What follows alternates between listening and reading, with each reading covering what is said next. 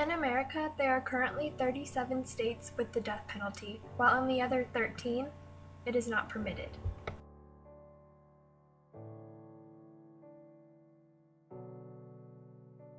Criminals can receive the death penalty as capital punishment for crimes such as murder, aggravated kidnapping, aircraft hijacking, aggravated assault, trafficking in large quantities of drugs, treason, espionage, and rape.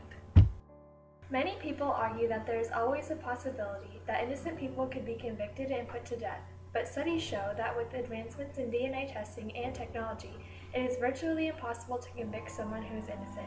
Another argument is that putting a criminal to death cannot undo the crimes they have committed, but on the contrary, peace of mind can be brought to those families devastated by these criminals, as well as provide the safety of knowing that these people have no possibility of hurting anyone else ever again.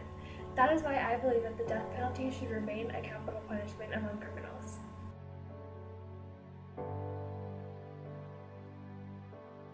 Wilbert Rodeau is a convicted killer and former death row inmate in Louisiana who was born in 1942. He was released in 2005 after being retried and convicted of the lesser charge of manslaughter.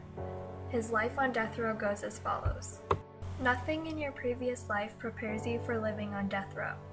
You're like a head of cabbage in a garden, planted, forced to lead a static existence, every day exactly like the last and the next.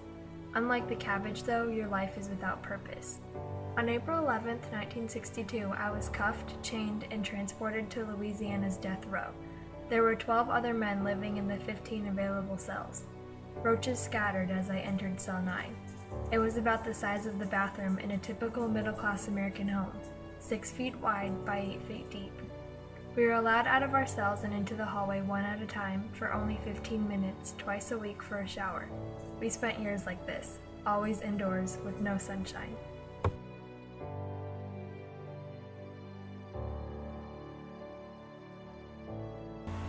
In a recent poll, 2/3 of Americans voted that yes, the death penalty should remain a capital punishment in hopes that it will deter people from committing crimes, knowing that they may face the death penalty while on trial.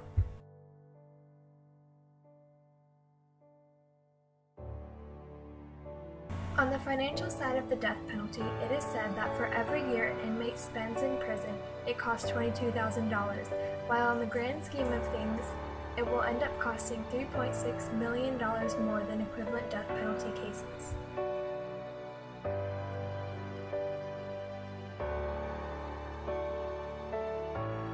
You know, one of the toughest challenges that I ever faced as a governor was carrying out the death penalty. I did it more than any other governor ever had to do it in my state. As I look on this stage, I'm pretty sure that I'm the only person on this stage that's ever had to actually do it.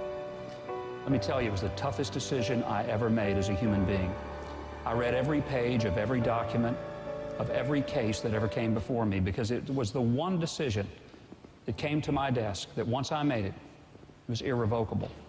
Every other decision somebody else could go back and overturn, could fix if it was a mistake. That was one. It was irrevocable. I believe there is a place for a death penalty. Some crimes are so heinous, so horrible, that the only response that we as a civilized nation have for a most uncivil action is not only to try to deter that person from ever committing that crime again, but also as a warning to others that some crimes truly are beyond any other capacity for us to fix.